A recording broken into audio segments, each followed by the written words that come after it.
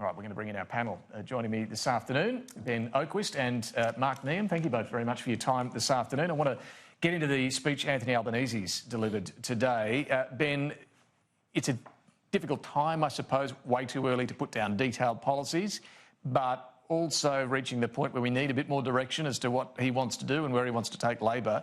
How do you think he went in getting the right balance today? Well, it is difficult for an opposition leader this soon after an election. I mean, who really cares what policies they've got when they've just lost and the election's a long way away and they're probably not even favoured to win the next election?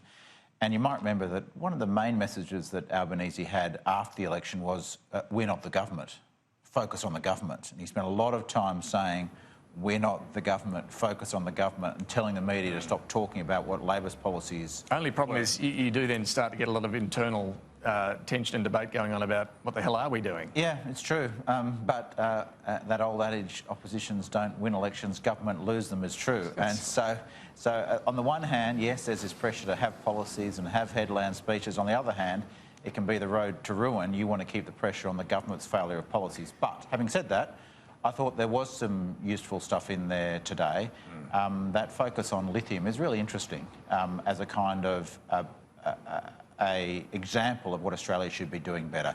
Australia is the biggest producer of lithium in the world, third biggest collection of reserves in the world. Why don't we process it, make batteries with it here? We've got no battery production in Australia. You get US $750 a tonne for exporting the lithium. That seems like a lot compared to coal. We spent all this time talking about coal as being the big jobs bonanza, when coal, 0.3% of the Australian workforce is in coal.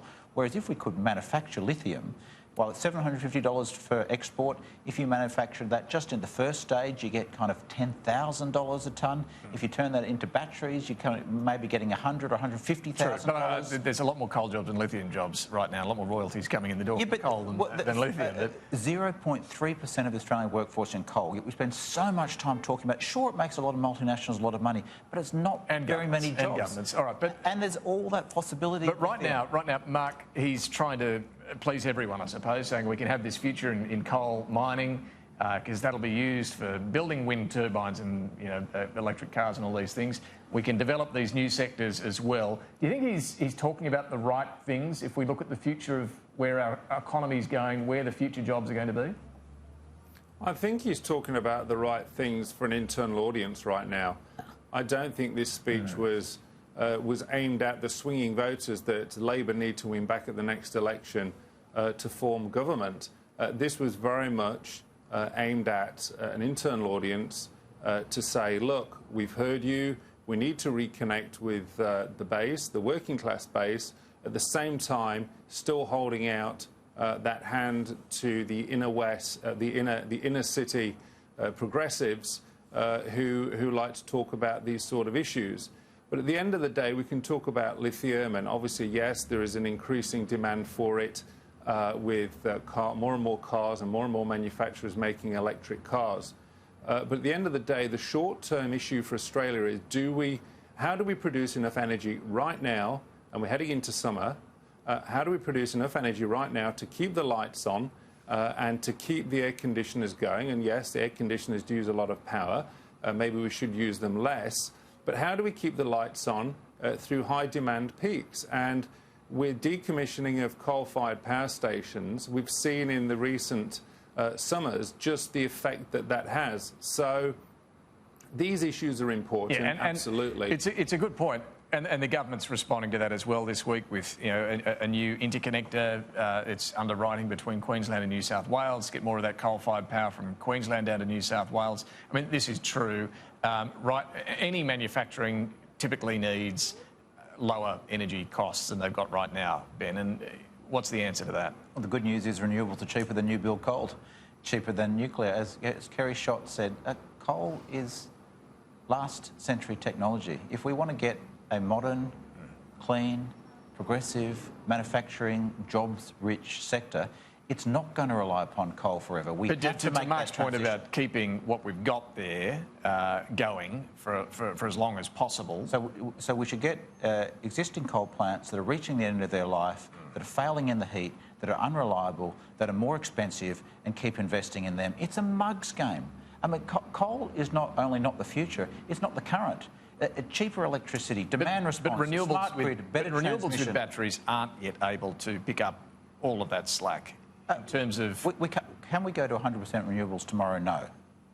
Do we need to increase the amount of renewables faster than we are? Yes. Do we need a more dynamic, modern grid with better rules, with a better structure? And until we get all that, do we need response? to keep these coal-fired power plants going? Because they are the... You know, yes, I know there are, over summer, the odd day where they'll fail.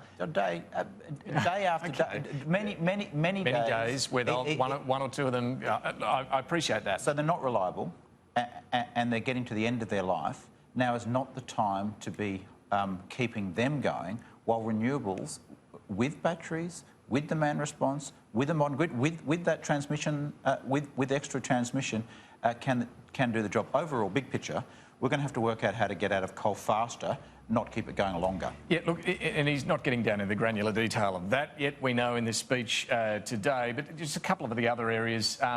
Skills. Mark, you know, both sides of politics have talked a lot about this over the years. How do you get the right workforce that industry needs? We have skill shortages in so many areas. You know, a lot of Australians who want more work.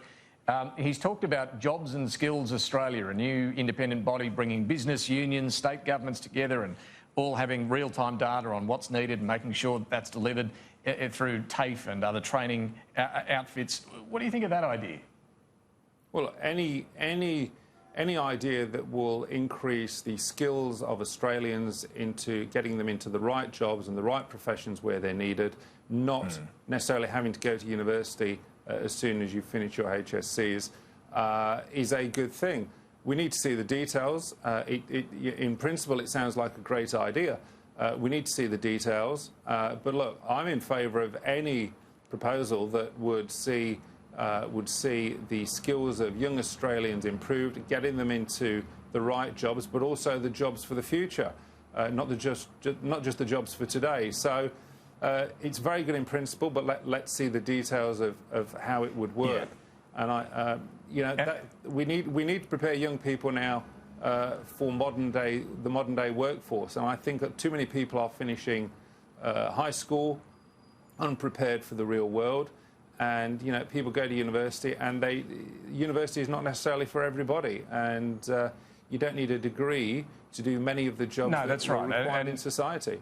That industry really needs. No, that's right. And, you know, if we look at some of these jobs of the future that the future economy is going to need, this sort of body, Ben, it does sound good in theory. You could have someone from the state government sitting there with business and unions and getting all the data in from Seek and LinkedIn, as Anthony Albanese said, and say, OK, we're going to need... But at the end of the day, you can't tell someone to go and do that course and then take that job. No, you need other signals as well. I'm a bit old-fashioned. If there's a skill shortage and employers can't get the workers, paying them more can be a big incentive as well. Economics 101 says if there's a shortage, pay them more and the people will come. Having said that... the government does have, to be fair, plans, in fact, more than plans. It's already set up this National Skills Commission, appointed an interim CEO, working on the design of all this. So there'd be a fair bit of overlap, I'm sure, with what is already happening. Interesting. We had a report out this week showing that the skills shortage now is less than it was before the global financial crisis. It can be a bit overstated. There are, I think, about 250,000 job vacancies.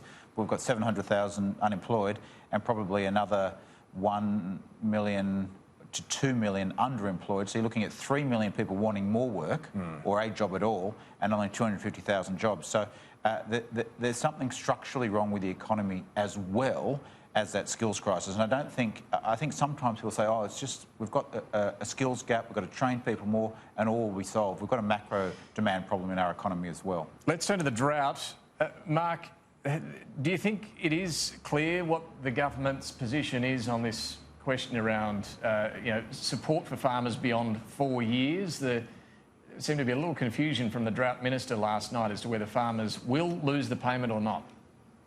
Yeah, well, he's issued that clarification today. There's the lump sum after 4 years, and he's then got the power to assist further should the... I mean, do you read that as saying...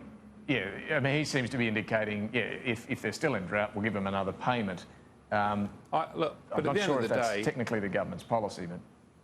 whatever the policy is right now, coming off after 4 years and then the lump sum payment, I can't see any government in Australia, whether it be Labor, whether it be Liberal National, leaving the farmers there to continue to struggle. These are desperate times, and these farmers and these communities are living in conditions and an environment that I can't even comprehend how difficult and how stressful and that's it must true, be. but they've been saying until now that you can't give indefinite ongoing support. People after 4 years, what Bridget McKenzie and Barnaby Joyce and so many others have said, after 4 years you've got to really have a hard think about whether it's time to leave the land. Well, that's true. I mean, we have to make a judgment. Is the climate changing so much in these parts of the world that it will never return to a position where you can either be a grazier or grow crops? We have to have a look at that. But look, right now, the government's immediate focus is on supporting the farmers. It's on supporting the communities around those rural communities, and seeing how we can get them through this short to medium term period. What comes after that, I don't know. I'm sure the government will be forthcoming. Look, there'll be more to be announced, I'm sure, in the coming week or so. But Ben, right now it is a little bit messy on that front. Not to say this is an easy one to answer for a government, is it? Do you turn off the tap after 4 years or not? No, it's not easy. I'm indebted to my Deputy Director, Ebony Bennett, who printed this off for me from the website, Government's Human Services website. It says you can only get farm household allowance for 4 years. And it says only. Only, black and white. Yeah, so that's what the government's website says. As is 29th of October. So I think that is pretty clear. There is that extra payment that you can get now, the $13,000 for families. The lump sum at the end. The lump sum at the end of it. And now he's saying you might get another one next year as well. Anyway, but it does. Sure, this will be clarified further. Look, Mark, I just need to ask you finally about Brexit, because you know a bit about what's going on there and you've worked over there a lot. So overnight, we see, the European Union's agreed to a 3-month extension, but Boris Johnson's failed to get his plans for a snap election before then through the Parliament. Labor abstained on the vote. We've talked about this in the past. Rare for an opposition not to want an election. But anyway, where does that leave things? Well, my understanding is that the Prime Minister will introduce a short bill this evening, Australian time, to the House of Commons, calling for an election again. Now, I understand over the course of the day, there's been discussions between the Prime Minister and the government and the Liberal Democrats and the Scottish National Party. Both the Liberal Democrats and the SNP have agreed that there should be an early election. Boris Johnson was opting for the 12th of December. The Liberal Democrats and SNP are opting for a week earlier than that. I don't know what difference a week makes in all this. I know the government has to get some legislation through the House of Commons relating to Northern Ireland, which is maybe why they wanted to push it back an extra week. But look, the country needs an election. The House of Commons is broken. It's just not working. The official opposition, the Labour Party, have voted down an election 3 times. It's unprecedented. And in the meantime, Brexit still hasn't been delivered. We'll see what happens tonight, but an interesting forecast there. Mark, Neam, Ben, Oquist, thank you both very much for joining me this afternoon. Appreciate that.